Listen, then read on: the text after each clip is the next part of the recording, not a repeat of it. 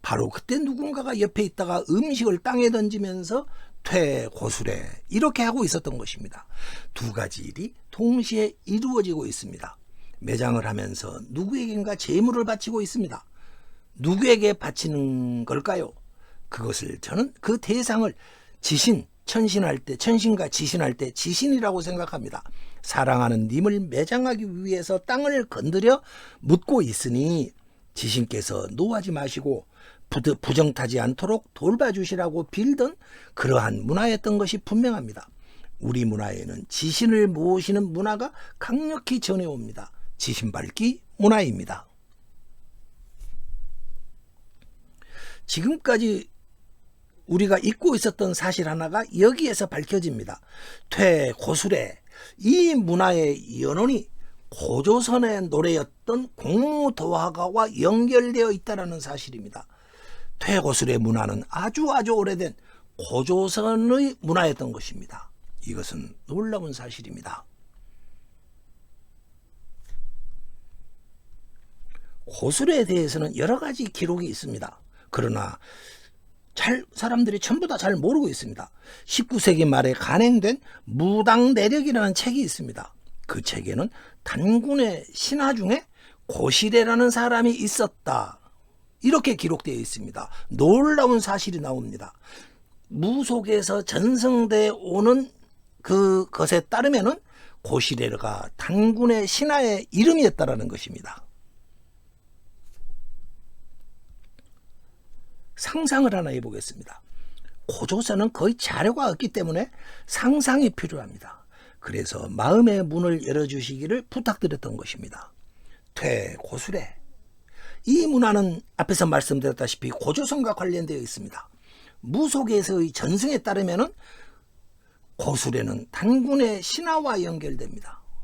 그렇다면 공무도화가는 고조선의 건국 할아버지, 건국조인 단군이 사망할 때 만들어진 눈물가인 가능성을 배제할 수 없다는 사실입니다. 왜냐? 초기한가, 특히 눈물가는 건국조에 해당하는 인물들에게 만들어지는 여러 가지 사례가 있었기 때문입니다. 박역거세라든지 가야의 수로왕이라든지 고구려의 중시조인, 사실상 중시조인 장소왕이라든지 마한에 와서 왕을 칭했던 고조선의 준왕이라든지 이런 분들에게 바쳐지는 노래였습니다.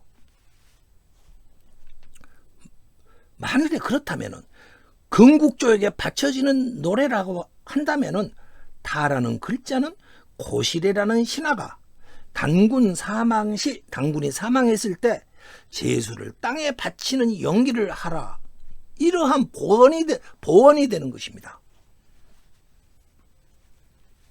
공무도화가가 단군 사망 시에 눈물거라고요? 그렇다면 무엇을 의미하는가? 단군은 신화 속 인물이 아니라 실존 인물이 되는 것입니다. 충격적입니다. 퇴고수래, 여기서 퇴의 뜻은 무엇일까요? 우리 말에 침을 퇴하며 땅에 뱉는다, 이런 말도 있지 않습니까? 뭔가 퇴라는 말이 우리에게는 있습니다. 고대 언어하시는 분들께서 어느 시절인가 우리가 그 뜻을 잊어버렸던 퇴고수래의 뜻을 찾아주셨으면 좋겠습니다. 타라는 글자는 세 가지 기능을 하고 있었습니다. 배에서 떨어지네, 이렇게 노래 부르라. 퇴고수래 하며 땅에 제수를 바치라. 관이에다가 흙을 덮으라. 이렇게 세 가지로 기능하고 있었습니다. 일타 삼피 글자였던 것입니다. 제가 앞에서 풀어본 공무도화가 세 구절이 있습니다. 거기서 두 번째로 나오는 글자들에 주목해 주십시오. 영상에서의 붉은색 글자들입니다. 공무, 이것은 이 무라는 글자는 없다, 이미 죽었다, 관뚜껑을 덮다, 무당이 춤추라, 제사장이 춤추라, 이러한 세 가지 의미를 가지고 있고, 공경도화할 때의 경은 사람의 삶이 끝나다, 생이 끝나다, 그리고 울면서 충문을 읽어라. 순장할 노예 문신을 하라. 세 번째, 금방 배운 공타. 여기서 타는 배에서 떨어진다. 고수레를 하라. 하관하고 흙을 덮으라. 이렇게 각각이 전부 다 세 가지 뜻을 가지고 있었습니다. 이 세 가지 뜻 중에서도 하나는 노랫말에 해당하였고 두 가지는 보언에 해당하였습니다. 이것은 분명히 우연이 아니라 의도적으로 만든 것으로 보아야 할 것입니다. 고조선인들의 현란한 한자 사용에 눈이 부십니다.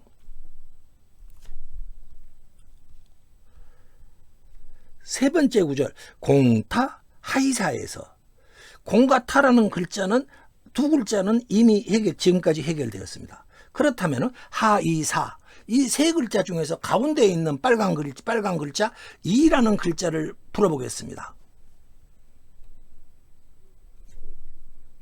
이라는 글자는 한문의 어조사로 보기가 쉽습니다. 대부분이 그럴 것입니다.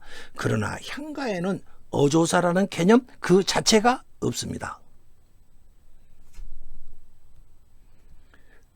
이라는 글자는 갑골문에서 턱수염을 뜻하고 있습니다. 구레나룻이 난 사람으로 분장하고 연기하라. 이러한 지시어, 즉 보언입니다. 이라는 글자는 구레나룻 기른 높은 사람이었습니다. 고조선의 왕이었습니다. 문제는 그가 고조선의 왕 여러 명 중에서 과연 누구일까? 저는 앞에서 이렇게 말했습니다. 반대의 증거가 나오지 않는 이상 단군의 가능성을 배제하지는 말자. 가능성은 열어놓자. 이렇게 생각해야 한다고 말했습니다. 다친 마음으로는 단군이라고 누가 이것을 절대로 상상할 수가 없을 것입니다. 공무도화가 첫 구절, 공무도화에서 첫 구절인 공무도화에서 도와 하라는 글자는 물 건너가네 강 건너가네로 풀렸습니다. 두 번째 구절 공경도화에서는 도와 하라는 두 글자는 물 건너가네 강 건너가네로 똑같이 풀립니다. 즉 첫 구절과 두 번째 구절에서는 동일 구조가 반복되고 있는 것입니다. 그렇다면 세 번째 구절 하와 사, 하이사에서 하와 사, 이것도 혹시 동일 구조가 아닐까요? 동일 구조가 반복되고 있지 않을까요? 검토해 봤습니다. 그랬더니 하와 사도 동일 구조로 보아야 했습니다. 강 건너 가네 물에 빠져 죽는다네 이렇게 풀어야 했습니다. 세 번째 구절 역시 향가 제작법으로 만들어져 있었습니다.